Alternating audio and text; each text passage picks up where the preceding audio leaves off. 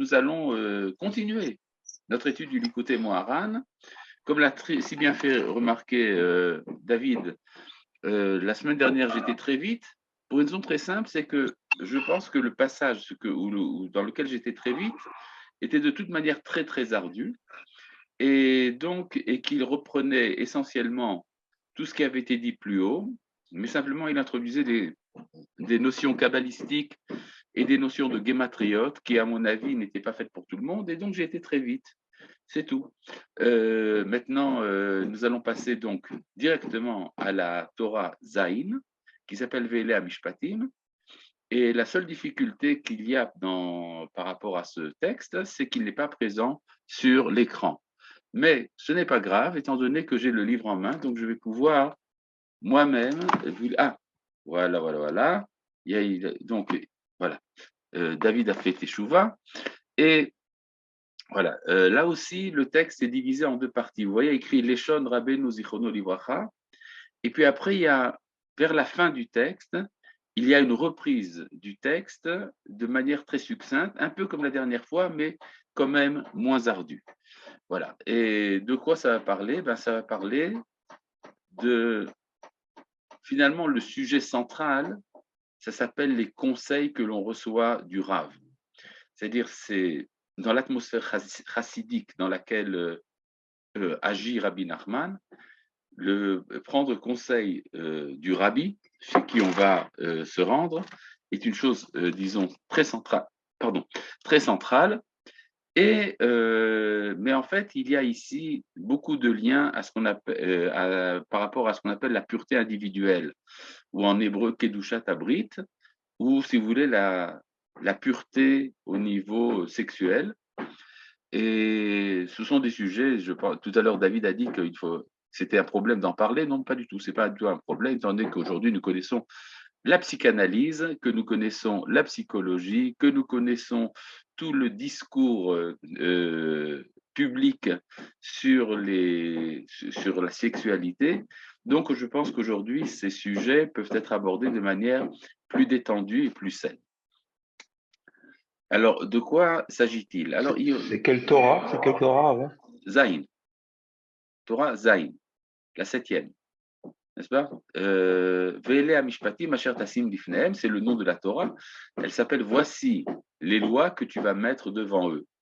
Alors, ce verset, parle des sujets traités au tribunal, et a priori, ça n'a rien à voir avec notre sujet, mais on va voir tout de suite la manière dont Rabbi Nachman va utiliser les termes de ce verset pour arriver à des conclusions très profondes au niveau de la psychologie individuelle. Amur Chachamenu Zichronam Livracha. Nos sages, que leur souvenir soit une bénédiction, ont dit Ushvu Isha Leish. C'est là que l'on a mis en égalité la femme et l'homme. De quoi s'agit-il? Au sujet des lois pénales. Les lois pénales ne font pas de différence entre les hommes et les femmes. Si une femme a volé ou un homme a volé, c'est la même loi. Si une femme a été volée ou un homme a été volé, c'est toujours la même loi. C'est-à-dire, Ishvu, Isha, Leish. L'homme et la femme sont mis sur un pied d'égalité dans tout ce qui est le droit pénal. Alors, a priori, tout ça n'a rien à voir avec notre sujet, mais on va voir par la suite que quand il parle ici de l'homme et de la femme, c'est une métaphore pour parler d'autre chose. Ve'ita ba mechilta, il est dit également dans la mechilta. La mechilta, c'est le midrash des Tanaïm sur le livre de Shemot, sur le terme asher tasim lifnehem, que tu mettras devant eux. Yachol yiyu atalmidim lomdim venam mevinim. Peut-être que les élèves sont faits pour étudier et ne pas comprendre. Talmud Lomar, c'est pour ça qu'il est dit asher tasim lifnehem, que tu dois déposer devant eux, orcham lifnehem keshulchan aruch. Tu dois présenter devant eux ces lois comme une table dressée. D'ailleurs, c'est de là que vient le nom du livre Shulchan Aruch, c'est-à-dire une table dans laquelle tout est en place.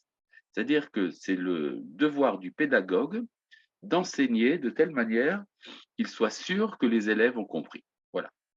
Bon, une fois tout cela dit, ce petit texte que nous venons de voir ne sera repris qu'à la fin.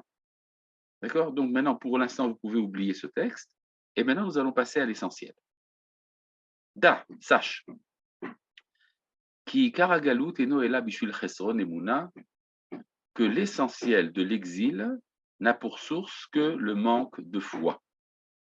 Kemo shekatuv, ainsi qu'il est dit, Tavoi revient, Tashuri merosh amana, regarde depuis le haut du mont Amana. Amana, c'est une montagne qui s'appelle Amana, mais ça veut dire également Emuna.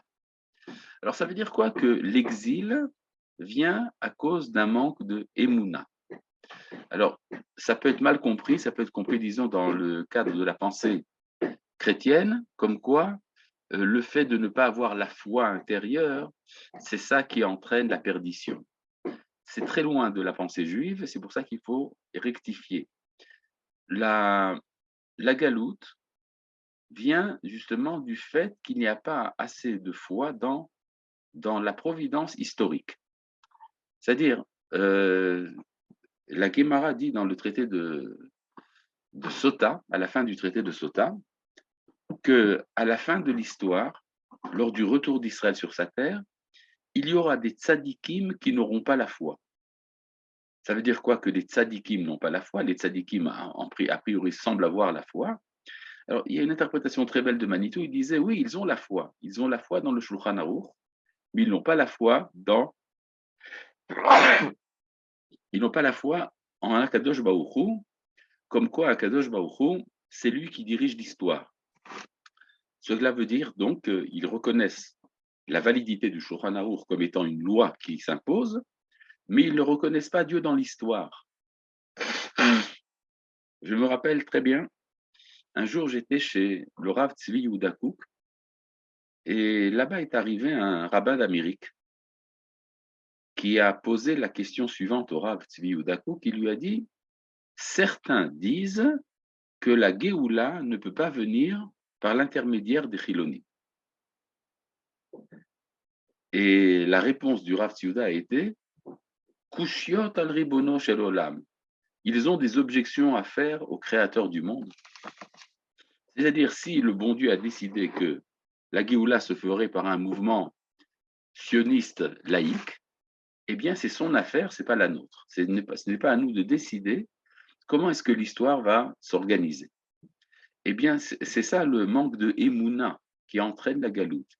Ikar galoute, l'essentiel de l'exil, vient de l'absence de Emouna, Kemoshe Katouv, ainsi qu'il est dit, Tavouim, Tashuri, Mirosh Amana, vient et regarde depuis la tête de Amana, depuis le sommet de Amana. Et d'ailleurs, il y a ici un texte qui n'est pas ramené par Rabbi Nachman, mais c'est auquel il fait allusion. En agaluyot mitkansim ela bisrut haemuna. Les exils ne reviennent que par le mérite de la Emouna. Maintenant, comment est-ce que s'exprime la Emouna? Ve'emuna ou bechinat tefila. Avoir la foi, c'est une manière de prier. Kemo shekatuv, ainsi qu'il est dit, vayehi yada ve'emuna, ainsi qu'il est dit, ses mains furent de la foi, ve'tirgumo, et la traduction en araméen, brisan bitzlo, étendu en prière. C'est-à-dire à propos de Moshe, quand il monte sur la colline lors de la guerre contre Amalek, et qu'il lève les mains au ciel, alors la Torah nous dit, Vayi yadav emuna, ses mains ont servi de foi. Ça veut dire que ses mains ont servi de foi, les mains de Moshe étaient étendues en prière. Ce qui veut donc dire que le mot emuna et le mot prière, en fait, sont similaires.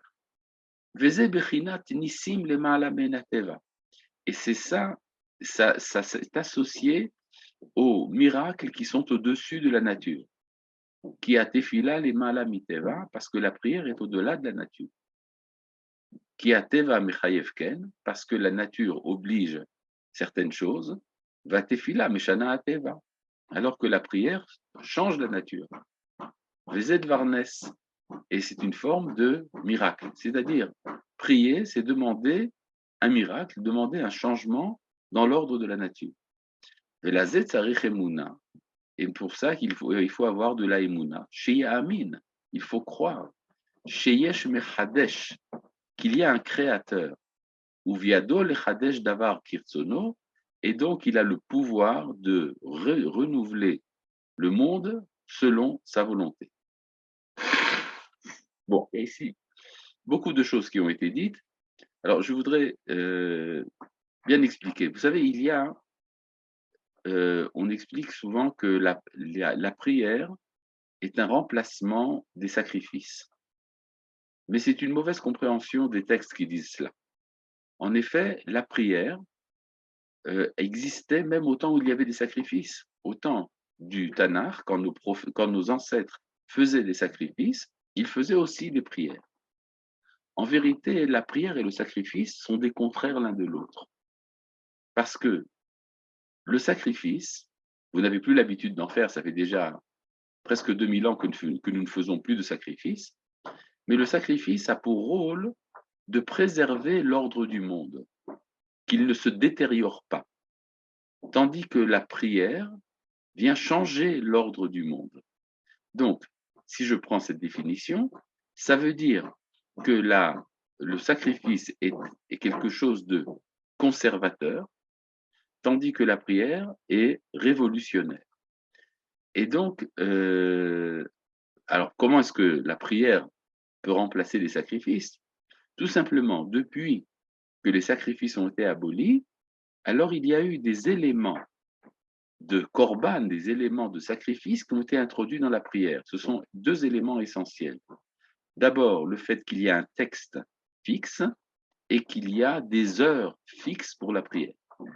C'est-à-dire c'est une irruption du sacrifice dans la prière. Mais la prière en elle-même est de nature spontanée. Elle vient exiger une transformation du monde.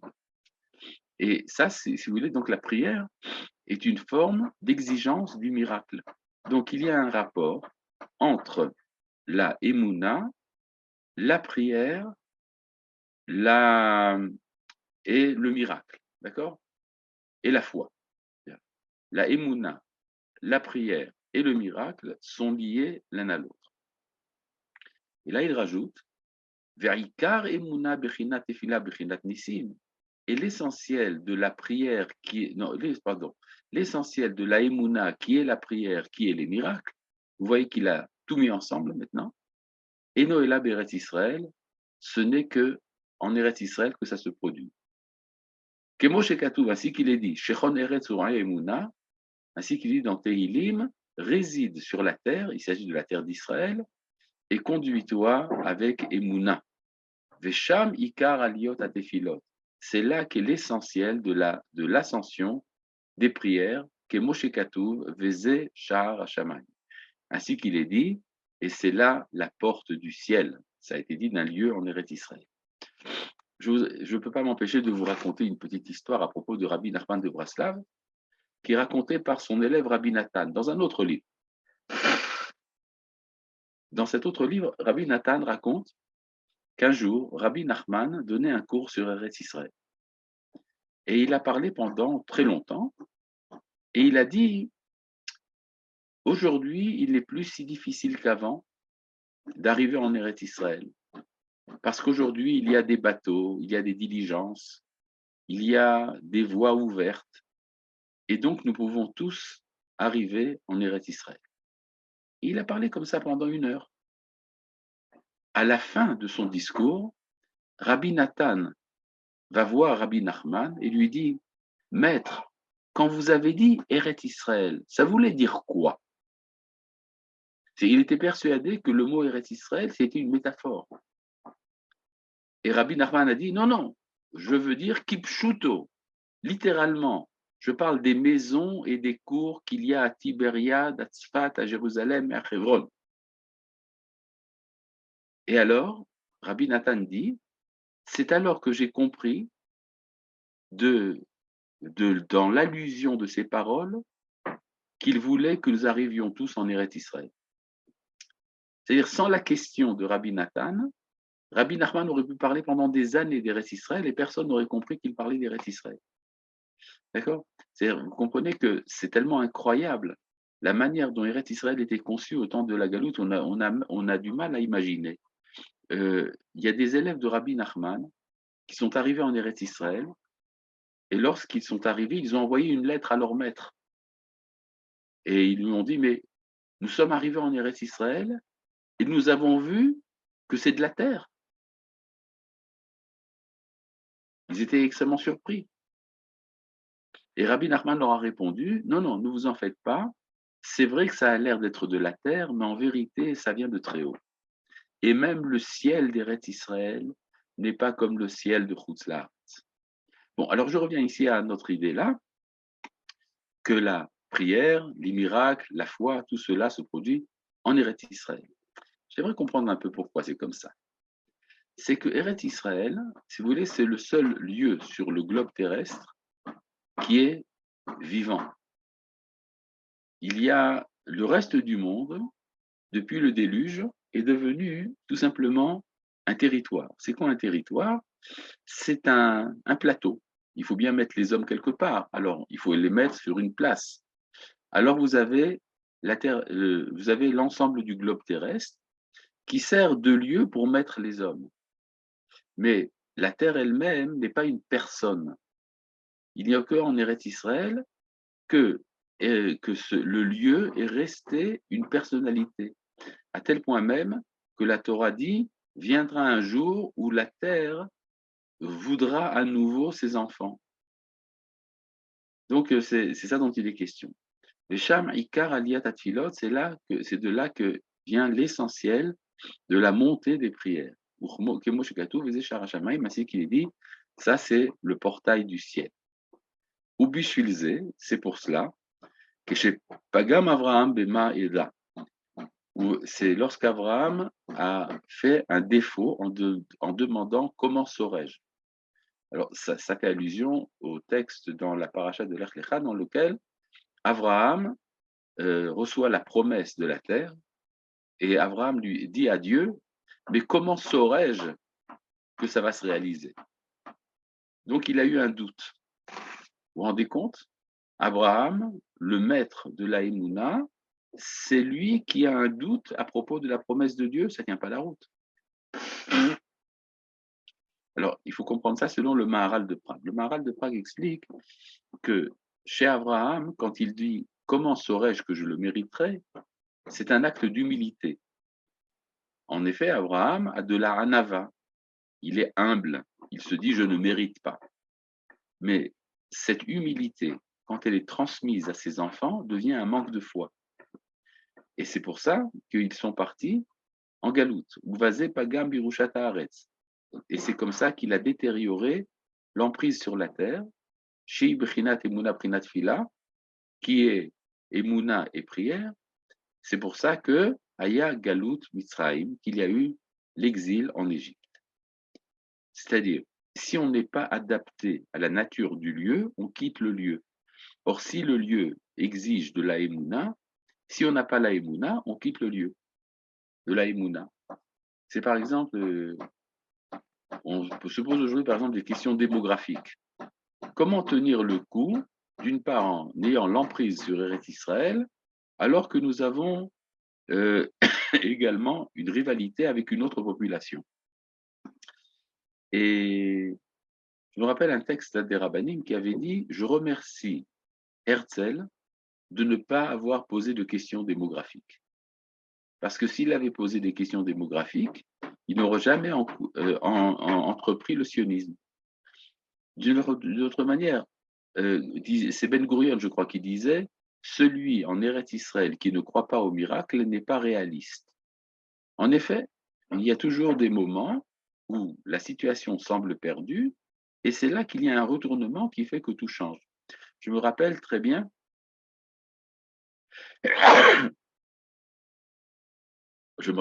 qu'il y avait un moment où la démographie allait balancer du côté de la population arabe, et juste au moment où ça allait se passer, les portes de la Russie soviétique se sont ouvertes et sont arrivés près d'1 million de Olim,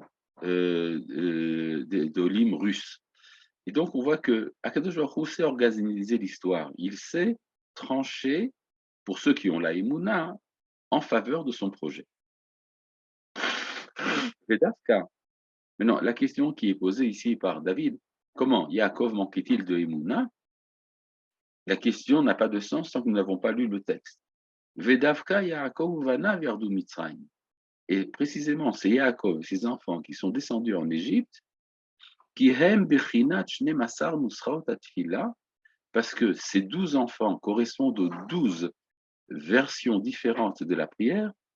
Ça vient du Hari.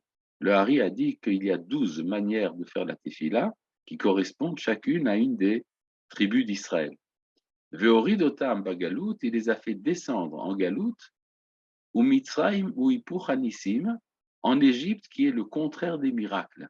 Kemo Shekatuv ou Mitzrayim Nassim Likrato, ainsi qu'il est dit, l'Égypte, les miracles. Le mot Nassim, ça veut dire s'enfuir, mais s'il y a un jeu de mots ici de Rabbi Nachman, l'Égypte, les miracles sont à sa rencontre. Chez Ensham Mekom Anissim, parce que ce n'est pas le lieu des miracles. Vensham Mekom Atfila, ce n'est pas le lieu des prières. Que Moshe Katoum, ainsi qu'il est dit, Vaya Ketseti et Taïr et Forcet Kapai. Parce que Moshe, quand il voulait prier pour un miracle, sortait de la ville égyptienne. Vechol Agalouyot, Mechunim, Al-Deshem Mitzrayim, et tous les exils sont appelés Égypte, Al-Shem Shem Metzerim l'Israël, parce qu'ils font des misères à Israël. Ou Shek Pogmim, Baimuna, Batfila, Beretz Israël, où il y aurait des galoutes. Et lorsque l'on détériore la Imuna et la prière en Eretz Israël, on descend en Égypte. On descend en exil. Alors maintenant, la question se pose, oui, mais est-ce que Yaakov n'avait pas la Emouna? Alors là, il y a aussi un autre élément. Rabbi Nachman ne le dit pas, mais c'est évident. Il y a un moment de l'histoire où il faut partir en exil. C'est le moment des descendants de Yaakov. C'est le moment où il faut justement amener la Emouna et la prière à l'Égypte. Il y a à ce propos un très beau midrash qui dit que quand Abraham a manqué de foi, Dieu lui a dit, tu dois choisir. Est-ce que tes enfants iront en exil ou en enfer? Et alors, Abraham a choisi l'exil plutôt que l'enfer. Maintenant, quand nous savons ce qui s'est passé pendant tout le temps de l'exil, on se demande si l'enfer ne valait pas mieux la paix. Mais enfin, Abraham a accepté l'exil. Manitou expliquait que ça voulait dire, si tes enfants ne descendent pas en exil chez les nations, alors les nations descendront en enfer. Et alors il faudra que tes enfants descendent dans l'enfer pour faire sortir les nations de là-bas. Et donc Abraham a préféré que ça se passe dans l'histoire plutôt que dans le métaphysique. C'est-à-dire que, en fait, il y a soit quand on quitte, quand on manque de Emouna, comme c'est attribué à Abraham, on part en exil, soit quand la Emouna manque chez les nations, alors il faut qu'Israël descende chez les nations pour leur amener la Emouna. C'est ce qu'on appelle la dispersion des étincelles et après la rédemption des étincelles. Et c'est ça que veulent dire nos sages quand ils ont dit En Mashiach ben David ba, le Messie, fils de David, ne viendra, et la Hachetichle Pruta Minakis, que lorsque sera épuisée la force des incroyants. Hachetichle Pruta Minakis, jusqu'à ce que les incroyants cessent. Alors vous allez me dire, oui, mais c'est pas ça qu'il y a écrit. Il y a écrit Pruta Minakis, jusqu'à ce que les pièces de monnaie disparaissent des poches ou de la bourse. Alors, mais pour Rabbi Nachman, ça veut dire qu'il y a, c'est une métaphore à nouveau, c'est pas qu'il n'y aura plus d'argent. Aïnou sheichlu apikorsim, mais ça veut dire que cessent les incroyants, les hérétiques, shen laim emuna benissim, qui n'ont pas la foi dans les miracles. Ou mechassim kolanissim bederech hateva, et qui recouvrent tous les miracles comme si c'était des choses naturelles. Donc le mot kis, qui veut dire une bourse ou un porte-monnaie, c'est ce qui recouvre, ça vient du mot lechassot, qui veut dire recouvrir. Et donc les apikorsim, les épicuriens, les hérétiques, ne croient pas au miracle et ils enveloppent le miracle par la nature. Donc, quand ils cesseront leur discours, pruta veut dire discours, on va voir tout de suite pourquoi, quand le discours des hérétiques cessera, c'est alors que reviendra la Emouna, et alors on pourra faire donc des miracles. Qui Aïkar Anissim Beret Israël, parce que l'essentiel des miracles est en Eretz Israël. Et pourquoi c'est comme ça? Qui Eretz Israël Shota Techila, parce que Eretz Israël est abreuvé en premier. De quoi s'agit-il? Des pluies. Vous savez, nous prions pour qu'il y ait la pluie. Mais pour le Zohar et pour la Gemara, nous prions pour qu'il y ait la pluie sur Eretz Israël, et cette pluie d'Eretz Israël, finalement, se répand dans le monde entier. Alors, je ne sais pas si c'est vrai sur le plan purement météorologique, mais ce n'est pas ça qui est important. Ce qui est important, c'est que Eretz Israël est considéré comme le lieu à travers lequel il y a alimentation du monde entier. Ushtiata, Meateomot, et son alimentation, son arrosage, vient des abîmes. C'est quoi les abîmes? Les abîmes, ce sont les miracles. Pourquoi? Shem leshon va tehom kolaïr. Parce que le mot tehomot, tehom, qui veut dire l'abîme, ça vient du terme va tehom kolaïr, et toute la ville en a été étonnée. Chez al-davar nisit mehina olam, parce que ce qui cause l'étonnement, ce sont les choses miraculeuses. Vezé, et c'est pour ça qu'il est dit tehom el tehom koré, un abîme on appelle un autre. Pourquoi un abîme? Si le mot abîme, le tehom, représente les miracles, ça veut dire qu'il y a deux sortes de miracles. Kiesh nisim illahin, il y a des miracles supérieurs. Shu bechinat tehom illa, qui est l'abîme d'en haut. Viesh nisim tataïn, il y a les miracles d'en bas. Shem bechinat tehoma tata'a, qui sont l'abîme d'en bas. Alors, ça veut dire quoi? Qu'il y a des abîmes en haut et des abîmes en bas, qu'il y a des miracles en haut et des miracles en bas. Et ça veut dire, je pense que c'est ça qu'il veut dire, il y a des miracles qui dépassent la nature, il y a des miracles qui se font à travers la nature. Par exemple, les miracles que nous vivons aujourd'hui en Eretz Israël se font tous à travers la nature. Aucune loi physique n'a été changée lors de la fondation de l'État d'Israël. Pourtant, la fondation de l'État d'Israël est un miracle, mais c'est un miracle qui se fait à travers la nature. Umalach shekalul mikol anissim, et l'ange qui comprend tous les miracles, Mishneh Ateomot, qui comprend en lui les deux formes d'abîme, c'est-à-dire les deux formes de miracles, Damia les Egla, ressemble à un veau. C'est tiré de la Gemara dans Ta'anit que l'ange qui est préposé à la pluie ressemble à un veau. C'est quoi un veau? En hébreu, Egel, en araméen, Egla.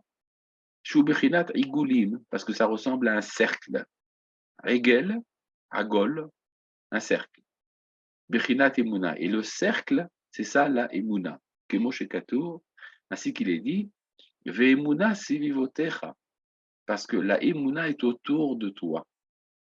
C'est-à-dire, il y a la vérité est au centre, et la Emuna est dans la circonférence.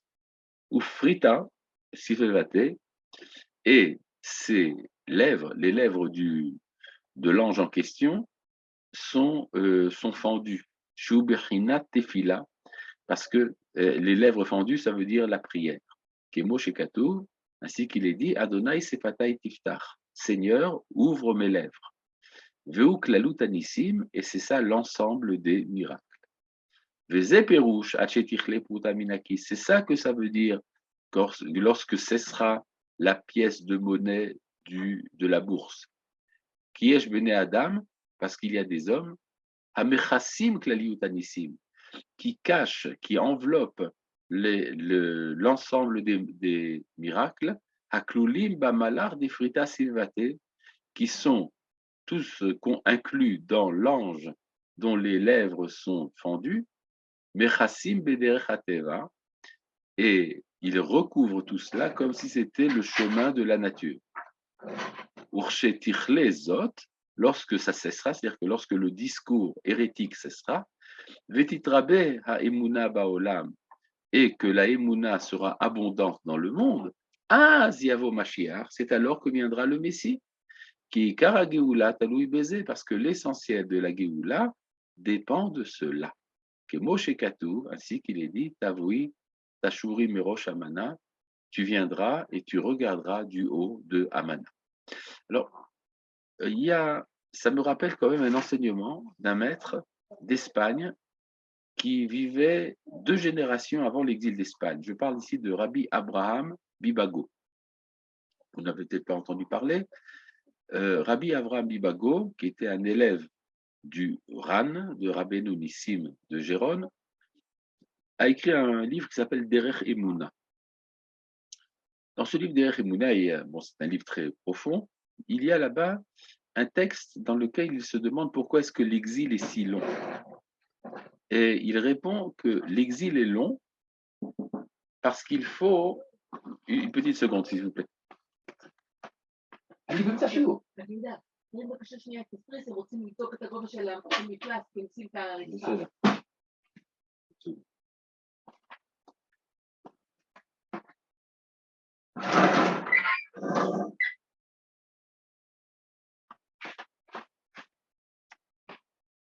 Excusez-moi, c'est à cause des travaux. Bon, donc, je reprends ici. Rabbi Avraham Bibago. Rabbi Avraham Bibago explique pourquoi est-ce que l'exil est si long. Alors que l'exil d'Égypte n'a duré que 2 siècles, l'exil de Babylone a duré 70 ans, et celui de Édom, celui donc qui a été occasionné par la... Une seconde, on me casse les pieds à nouveau.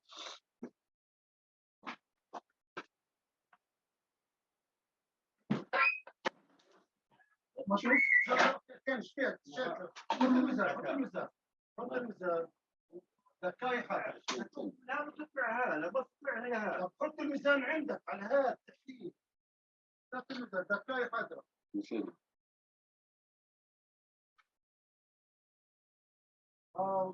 جوا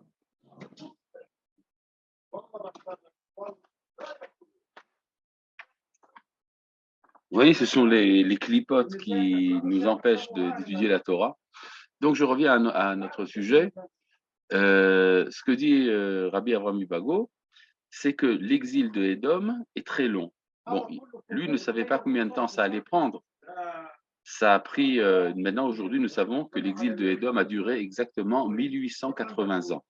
Depuis la destruction du temple en l'année 68 et la fondation de l'État d'Israël en 1948, il y a eu 1880 ans. Alors, évidemment, Félicia nous demande, mais une grande partie de nos frères sont encore en galoute. C'est faux. C'est la collectivité d'Israël a accédé à l'indépendance politique, et le fait de rester en galoute, il ne reste qu'un problème individuel. Ça ne concerne plus la nation en tant que collectivité. Ah, il y a ici des questions. Dans quelle situation sont-nous maintenant? Maintenant, nous sommes en Géoula. Pouvez-vous définir ce qu'est un miracle? Alors, un miracle, c'est ce qui dépasse la nature. Il y a 2 manières de dépasser la nature. Soit en brisant les forces de la nature, c'est-à-dire une pomme, au lieu de tomber du pommier, monte du pommier. Ou bien il y a également des miracles qui sont des choses exceptionnelles qui se produisent à travers la nature. D'accord? Ça s'appelle des coïncidences incroyables, c'est aussi une forme de miracle. Maintenant, revenons donc à Rabbi Avraham Bibago, je vais essayer quand même de le dire.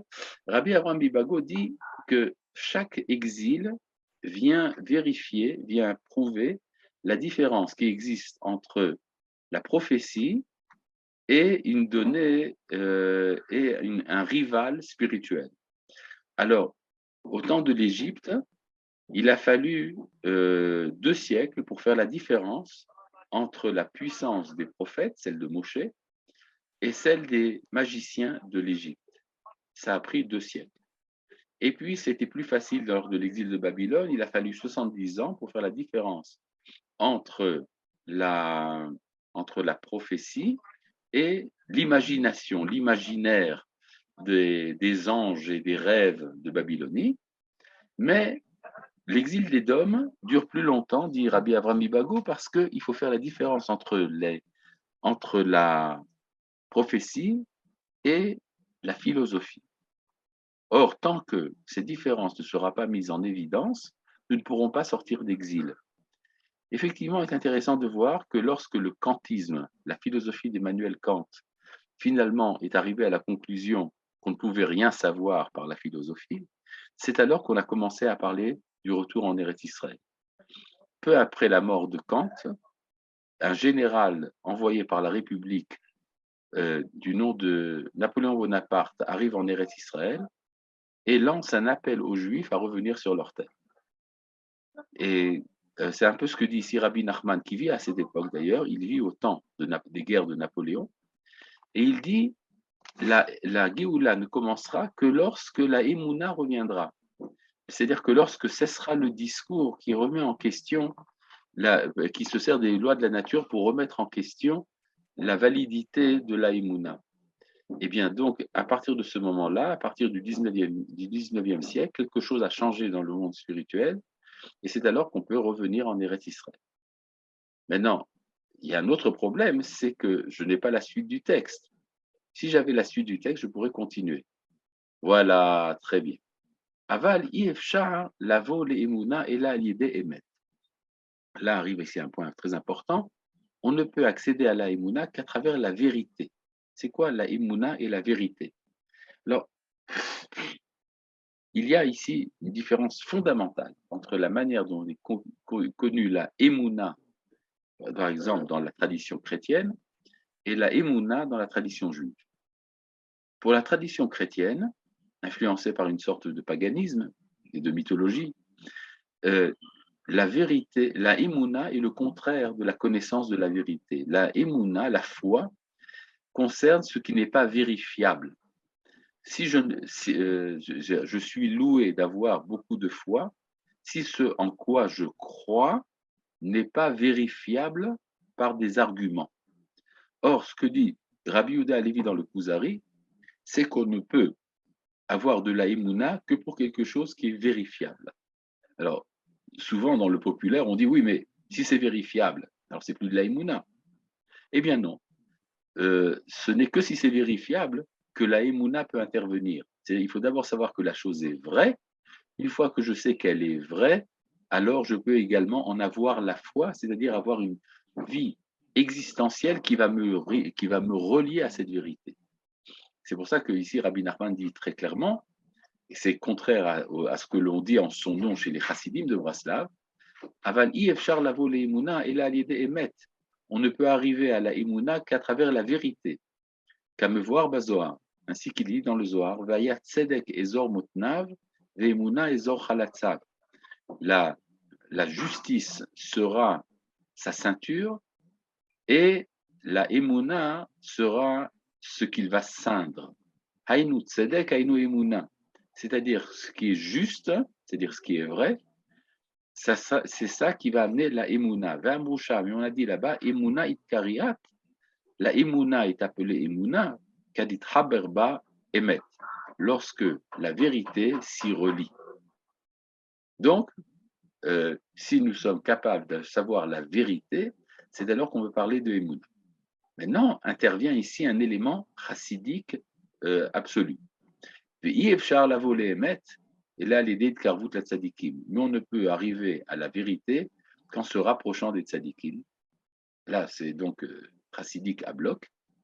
Veyeler bederech atsatam, il devra suivre leurs conseils. Valiéder chez Mekabel même atsatam, et c'est lorsqu'il reçoit leurs conseils, nerkakbo emet, que la vérité s'inscrit en lui. Kemo shekatuv, ainsi qu'il est dit, en emet hafatzta, voici la vérité que tu désires, kesheata hafetz emet, lorsque tu recherches la vérité, batuchot uvsatum chochmat odiaeni, c'est dans ton intériorité, dans tes reins, et dans ce qui est caché, tu me fais connaître la sagesse. Alors, reprenons un peu tout ce qui a été dit jusqu'à présent. C'est-à-dire, on ne peut arriver à la Emouna. Non, l'essentiel de la galoute vient du manque de Emouna. La Emouna, c'est assimilable à la prière, qui est assimilable au miracle, qui ne se produisent qu'en Eretz Israël. C'est pour ça que lorsqu'on n'a pas la Emouna, on quitte Eretz Israël.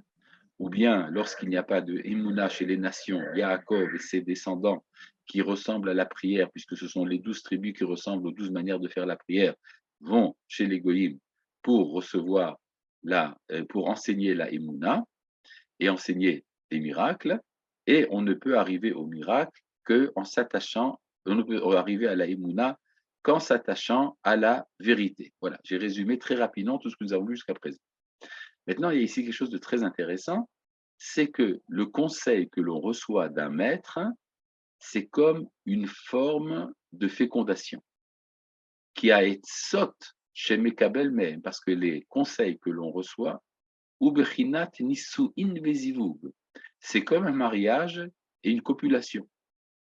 Urshe Mekablim et Tzot Mereshaim, Ubechinat Nisuim Biklipa. Et lorsqu'on reçoit des conseils des méchants, c'est comme le mariage dans l'écorce. L'écorce, c'est-à-dire les forces de l'impureté. C'est-à-dire qu'en fait, de même qu'il y a fécondation entre deux corps, un homme et une femme, il y a également fécondation entre deux esprits, celui qui donne le conseil et celui qui le reçoit. C'est-à-dire, c'est un acte de fécondité. C'est-à-dire, on dit souvent, cette pensée m'a fait réfléchir. J'ai reçu un tel conseil, quelque chose s'est développé en moi. C'est comme une fécondation, c'est comme, à la limite, même une grossesse. Je suis enceinte d'une nouvelle idée. D'ailleurs, c'est un peu ce que disait Socrate de ses élèves. Les élèves de Socrate étaient pleins d'idées qu'ils n'arrivaient pas à exprimer, et Socrate leur faisait accoucher leurs pensées. Alors de même, le tzaddik qui me donne un conseil, c'est une sorte de fécondation, et quand le conseil vient de quelqu'un de méchant, c'est une fécondation dans le mal. Ainsi qu'il est dit, Anahash ishi ani, c'est que le serpent m'a tenté, et ishi ani, leshon nisuin, ressemble au mot mariage. Aitzot anahash shekibla ou bichinat nisuin, c'est les conseils qu'elle a reçus du serpent, ça ressemble à un mariage, validé nisuin itilba zohama, et c'est ainsi qu'il lui a donné sa souillure. Uvemahama dar Sinai, Pascha zohamatan. Or, lors du mont Sinaï, de la révélation du Sinaï, a cessé la souillure. C'est la Gemara qui le dit. Kisham kiblu tariag aitin dikdusha, parce que là-bas, on a reçu 613 conseils qui venaient de la sainteté. Vaïta laem nisuin bikdusha, et donc il y a eu comme un mariage dans la sainteté. C'est, la révélation du Sinaï ressemble à un mariage. D'ailleurs, c'est la raison pour laquelle, lors de la choupa, on dit des divrei Torah en souvenir de la choupa du mont Sinaï, où la Torah a été donnée. Maintenant, remarquez, intéressant, il ne dit pas ici Tariag mitzvot. Il y a deux termes dans le Zohar pour parler des 613 commandements. Parfois Tariag pikudin, ce qui veut dire 613 commandements, et parfois il dit Tariag etin, 613 conseils. Tout dépend du niveau de l'être. Si on en est encore à l'obéissance, alors c'est Tariag pikudin, 613 commandements. Mais si on est arrivé à un degré supérieur dans lequel on peut adhérer à la compréhension de la Torah, alors on a 613 conseils. C'est-à-dire, c'est comme si Akadosh Baruch Hu agissait à la manière d'un rabbi chassidique qui donne des conseils, mais alors que le rabbi donne un conseil ou deux, le bon Dieu, lui, il en donne 613. Velama Nikra et Tsa, comme les patriarches, oui. Velama Nikra et Tsa, Birfrinat Nisuin. Pourquoi est-ce que le conseil est appelé mariage, qui a klayot yoratzot, parce que les reins donnent des conseils. Dans la physiologie de l'Antiquité, on disait que le conseil, c'est ce qu'on appelle aujourd'hui le subconscient, vient des reins. Urlayot hem kleaolada. Or, ce sont les reins qui sont les organes de l'engendrement, kleazera, là où se forment les spermes. Nimtsa keshemekablim etsa ne Adam. Donc, lorsque l'on reçoit un conseil d'un homme, c'est comme si on recevait de lui des spermes, c'est-à-dire c'est une fécondation spirituelle.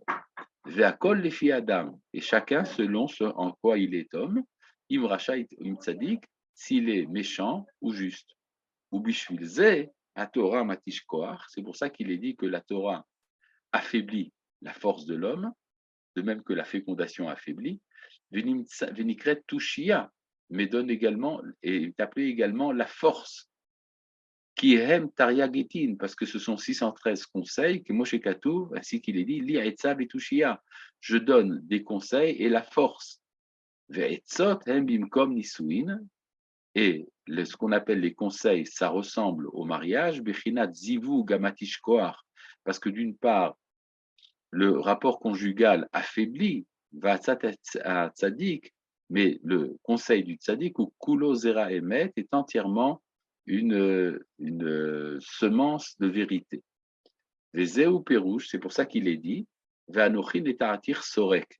Je t'ai planté à la manière d'un sycomore. Bechinat ageoula, et ça ressemble à la Géoula, qui est Moshe Katou, Eshreka lahem vakabetsem. Le mot sorek, qui représente un arbre qu'on appelle le sycomore, eh bien, il veut dire également siffler, Eshreka. Et siffler, c'est quand on appelle quelqu'un, on le siffle. Ve'aliedema, aliede kulo zera emet, et ainsi que dit la fin du verset, parce que tu es entièrement semence de vérité. Aliede atzat atzadikim tavo la emet, c'est-à-dire que par le conseil des tzadikim, tu arrives à la vérité. Valideze nikret emuna, et c'est comme ça que c'est appelé emuna. Kaditra barba emet, lorsque se lie à elle, s'adjoint à elle la vérité. Valideze tavo a Géoula, c'est comme ça que vient la Géoula. Alors là, je voudrais quand même rappeler ici, il y a ici une allusion qu'il fait à un texte de la Gemara dans Choulin. Il ne le cite pas, mais il est évident qu'il y fait allusion. Il y a un oiseau parmi les oiseaux impurs. Un des oiseaux s'appelle Raham. Raham a été rapproché du mot Rahamim, la miséricorde. Et la Gemara dit que le mot, cet oiseau qu'on appelle Raham, c'est le même oiseau qu'on appelle Shrakrak. Shrakrak, ça veut dire celui qui siffle, Shorek. Donc c'est un oiseau sifflant. Et la Gemara dit que quand il est sur une branche d'arbre, les 613 conseils font 10. Après 9 mois de grossesse, arrive l'enfant. Peut-on faire un lien avec, attendez, si j'arrive à voir jusqu'au bout la question, avec la naissance? Oui. Maintenant, je reviens donc à ce que je disais. La Gemara dit que le Raham en question, c'est le Shrakra qui siffle. Mais il siffle quand il est sur les branches des arbres. Quand il se pose sur le sol, il ne siffle pas. Mais le jour où le Raham descendra sur le sol et sifflera, alors le Mashiach viendra. Ainsi qu'il est dit, Eshreka lahem vakabetsem, je les sifflerai et les rassemblerai. Bon, alors c'est quoi cette histoire? Ça veut dire beaucoup de choses, mais une des choses que ça veut dire, c'est que le rassemblement des exilés, c'est ça le Mashiach, que ça se fait à la manière d'un sifflement, c'est-à-dire que ça commence par la lettre Shin et après Resh et Kouf, c'est-à-dire l'inverse de l'alphabet, parce que l'alphabet c'est Aleph, Bet, Gimel, Dalet, tandis que le Shrakrak, ça commence à partir du Shin, le Tav en est exclu, mais ça veut dire qu'il y a un retour à partir de ce qui est loin. Ce qui explique entre autres d'ailleurs pourquoi est-ce que finalement la Géoula se fait par des voies extrêmement éloignées. Ça se fait par des Réchaïm parfois, ça se fait par des nations qui ont des intérêts dans l'Empire ottoman et qui finalement amènent la Géoula. C'est le Eshreka Lahem. Et donc ça veut dire que le temps, c'est le temps où la miséricorde descend sur terre, c'est là qu'il y a un sifflement qui nous ramène, qui nous ramène à la Géoula. Et donc, je reprends ici maintenant le texte de Rabbi Nachman. Ça veut dire que lorsque l'on reçoit des conseils des tzadikim, alors on reçoit également la Emouna, et donc quelque chose en nous siffle et nous ramène non seulement à la Emouna, mais à la vérité qui est indispensable à la Emouna. L'homme juif a-t-il le droit de siffler? Et j'entends siffler le train. D'accord? La question était absolument géniale. Cherki, c'est la voix de cet oiseau. Non, non, pas du tout. L'oiseau s'appelle Sherakrak. Cherki, c'est avec un yud, ça n'a rien à voir. Mais enfin, c'était intéressant de voir la sympathie que vous avez pour moi. Maintenant, continuons le texte. Et c'est de ça dont il est dit, tu reçois la vérité, tu as désiré la vérité dans ton intériorité, tuchot, c'est le mot qui veut dire également les reins, baklayot, chokhmat odieni, que tu me fais savoir la sagesse, chez Ezkel et Kabel typé à Moar. C'est comme ça que je reçois les gouttes qui viennent du cerveau. C'est-à-dire, dans la physiologie d'antan, on disait que la semence féconde a pour origine le cerveau de l'homme. Et là, il explique c'est quoi la semence en question, typé à Sechel, les gouttes de l'intelligence. À l'idée Etza Shakabel Mehem, grâce au conseil que je reçois d'eux, la émet, et c'est comme ça que je mériterai la vérité, qui a typé à Sechel Nikra Kulozera émet, parce que les gouttes qui viennent de l'intelligence sont appelées la semence de vérité. Donc, vous voyez qu'ici, ça ressemble beaucoup à la psychanalyse, en fait, ce qu'il y a là, c'est cette idée qu'il y aurait un rapport entre la conjugalité et là également la parole. La parole étant une forme d'acte de fécondité, alors qu'il y a également la fécondité au niveau corporel. Oui, David. Rav, là, il parle... Voilà. Quoi? Il parle de celui qui donne, Celui quoi? Celui qui donne, le Zera qui donne, le Oui. Zera Tzadik, le Zera Shah, mais il ne parle pas de celui qui reçoit. Si, c'est lui justement qui devient enceinte. C'est-à-dire, grâce au conseil que je reçois du tzaddik, je suis gros d'une nouvelle connaissance, d'une sagesse que je n'avais pas auparavant. Et cette sagesse me donne la émouna, qui me donne la vérité et qui me ramène en Eretz Israël. C'est-à-dire que la Etza, elle est tov ou elle est ra, ça ne dépend pas du si le Keli il est tov ou il est ra. Ce n'est pas un ensemble. J'ai reçu une Oui, bonne Etza d'un c'est pour ça tzaddik. que je dois aller chez un tzaddik et pas chez un rachat. Oui, maintenant je suis allé chez un tzaddik, mais moi je ne suis pas le bon Keli. Donc ça ne change rien. Alors, ouais, alors, ça, tu as tout à fait raison, c'est pour ça qu'il y a la suite. La suite, c'est comment organiser le Kéli. Le bon Kéli, c'est le tzitzit. Tiens donc, voyons. Veda, Shalide mitzvah tzitzit, Adam nitzol me'atzat anachash. C'est en accomplissant la mitzvah de tzitzit que l'on est sauvé du conseil du serpent. Minisuin shel racha, du mariage du méchant, du brinat niouf, qui ressemble à la débauche. Kitzitzit shmira la niouf, parce que c'est le tzitzit qui nous protège de la débauche. Kamuva batikunim, ainsi qu'il est dit dans les Tikkuné Azoar. Vaikar Shem vayefet et asimla vayasimu al shechem shenehem. Lorsque Shem et Yefet ont pris la couverture et qu'ils l'ont mis sur leurs deux épaules, Zebechinat tzitzit, ça ressemble au tzitzit. Vervat aviem loraou, ils n'ont pas vu la nudité de leur père. Ki tzitzit mechase alerian, parce que le tzitzit recouvre la nudité. Aval Ham, par contre, Ham, qui lui a regardé la nudité de son père, Dehu Yetzerara. Ham, ça veut dire ce qui est chaud. C'est le Yetzerara, des Mechamem Gouffé des Barnash Ba'avera, qui réchauffe le corps de l'homme pour l'amener au péché. Ou Arur, il est maudit. Kemo Shekatouv Arur Kenaan, ainsi qu'il est dit, maudit soit Kenaan, le fils de Ham. Kemo Shekatouv Arur Ata Mikol Abehema, ainsi qu'il est dit, tu es maudit comme toutes les bêtes, c'est-à-dire c'est un acte animal. Simla inu tzitzit, mais la couverture qui est le tzitzit, ushmira me'atzat anachash, mizoamat anachash, c'est ce qui nous protège du conseil du serpent, de la souillure du serpent. Veze bechinat ben porat ale'ain. C'est pour ça qu'il est dit, tu es un fils fécond au-dessus de l'œil. Bishvil tzitzit leshon metzit minacharakim, parce que ça veut dire au-dessus de l'œil. L'œil, c'est le tzitzit, parce que tzitzit veut dire regarder, contempler. Matzit minacharakim, on dit qu'il contemple dans les interstices. Allié des Zachal et Ben Porat, c'est comme ça qu'il a mérité d'avoir un fils de fécondité chez Nishmar Minisuin chez Nachash. Il est protégé du mariage du serpent, Mizivuk chez la Sitra Achara, qui est la copulation du Yetzerara. Attendez une seconde, je regarde où est-ce qu'on en est là, dans mon édition.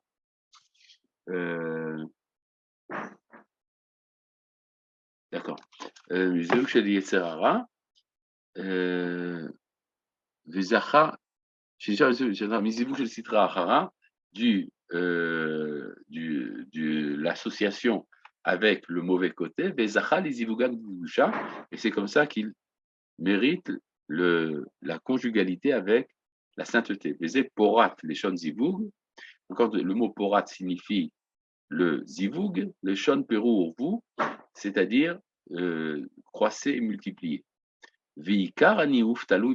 Or, l'essentiel de la débauche dépend des yeux.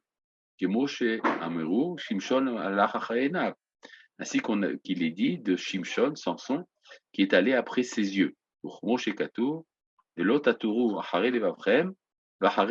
comme il est dit à propos du tzitzit, et vous ne serez pas attirés par votre cœur et vos yeux, et la préservation du tzitzit qui correspond aux yeux, ou shmira me'atzat anachash, c'est se préserver du conseil du serpent. C'est comme ça qu'on peut recevoir des conseils du tzaddik qui est semence de vérité. Vous avez une question du rabbin Messan. Oui, allez-y. Monsieur Messan, votre micro est éteint. Ouvrez votre micro. Voilà, ça y est. On vous entend. Mais vous parlez de la vérité dans le test qui est répété. Oui. Pourriez-vous définir dans ce test de la vérité? Qu'est-ce que c'est que la vérité? Ah, c'est très simple. La vérité, il faut se référer aux enseignements des philosophes, c'est la chose telle qu'elle est. C'est-à-dire pas ce qu'elle n'est pas, ce qu'elle est. C'est ça qu'on appelle la vérité. Maintenant, il y a des choses qu'on appelle également vérifiables. C'est-à-dire vous pouvez prouver qu'une chose est vraie par deux moyens. Soit par des arguments de logique, soit par des faits indubitables. Si vous avez un fait, vous ne pouvez pas le nier. Maintenant, quelqu'un, je pense avoir répondu, quelqu'un pose ici la question, les femmes n'ont pas de mitzvah de tzitzit. C'est vrai. C'est-à-dire qu'elles n'en ont pas besoin, ce qui est un niveau supérieur.